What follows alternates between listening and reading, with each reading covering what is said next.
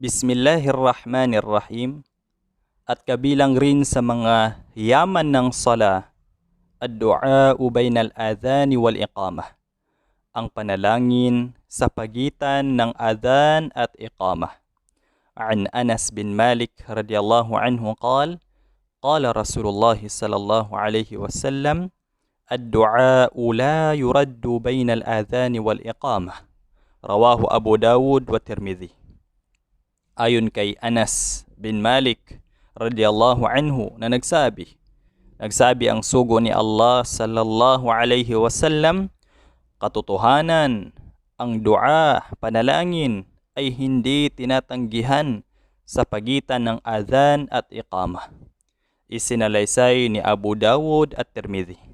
Kaya paramihin natin ang dua, panalangin, mga mabubuting mga dua sa pagitan ng adhan at iqamah bago pa itayo ang pagdarasal, sapagkat ito ay tatanggapin ng dakilang tagapaglikha na si Allahu subhanahu wa ta'ala.